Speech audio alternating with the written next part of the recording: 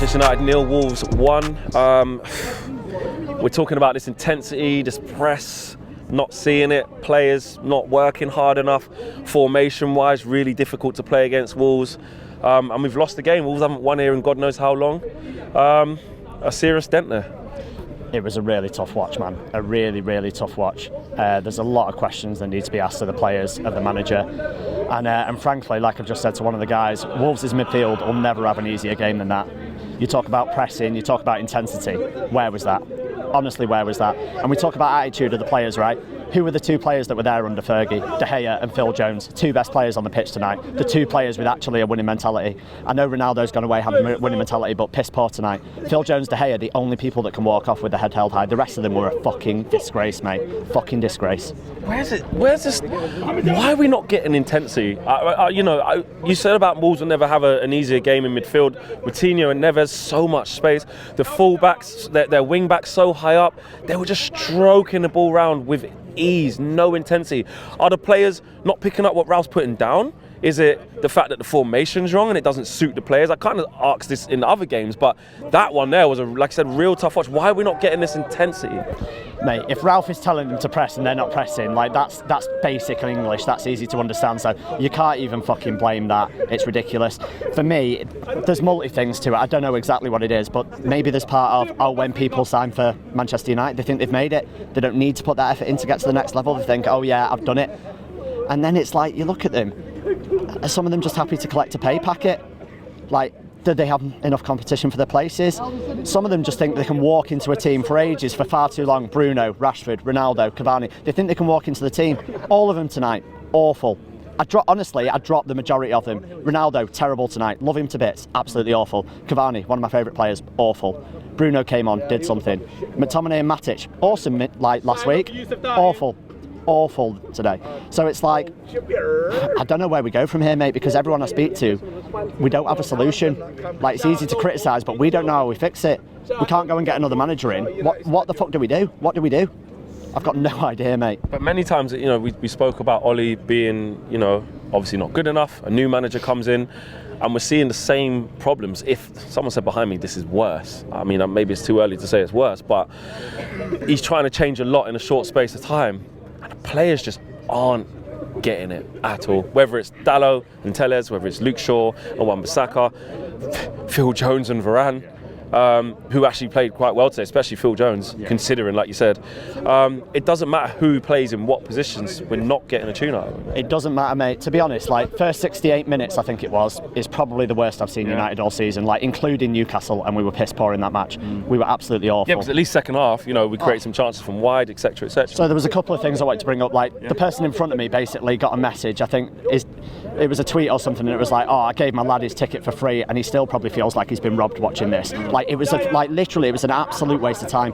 Where I stand, I'm looking at a banner, right, and the banner's a Matt Busby quote, and it's like, there's nothing on earth like being a Red. I'll tell you what, there's fucking not. It's hard work at the moment. It's really hard work. You've got no idea what you're going to see week in, week out. No idea from any... The only consistent performer in our team is De Gea. The only thing that you know that you're going to get week in, week out. We can put whatever midfield partnership out we want. We don't know what we're going to expect. Our fullbacks sometimes look good, sometimes look shit. It's really tough. And again, someone spoke to me, said, if Ollie was in charge, we might have won that game. There's some argument to that. We had a run of 12, 13 winnable games. Ralph came in, picked a 4-2-2-2 formation. None of them have ever played it before. If we'd have stayed with a 4-3-3 and a system that the players knew, is there an argument that we would have won some of these games and we would have got results and then gradually brought in a new formation? Maybe he has changed too much. Do you think that it's almost gone from one extreme to the other? Everyone said it was freestyle football, players didn't have a clue, they're just kind of thrown out there to have individual brilliance.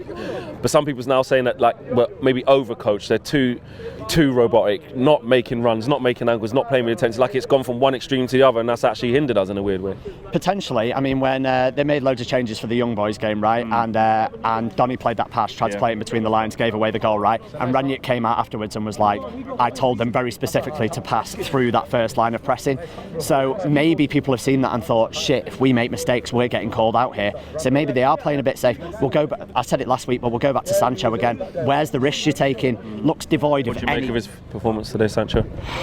I mean, listen, man, he's talented, but I saw him far too much in our half, and when I saw him in the final third in their half, he's got a bit of Rashford syndrome where it's like he gets to making that final decision and it's like, oh my God, I don't know what to do. I'm just going to rush.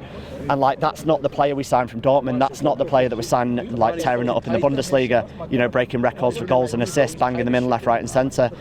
We have a history of signing players that, like, we signed Di Maria, like, hate him now obviously, but the guy was man of the match in the Champions League final, comes to Manchester, can't fucking hit a barn door. Like, what's wrong with this club at the moment where we sign people and we sign world beaters and turn them into fucking shit players? I literally, I don't know what's going on.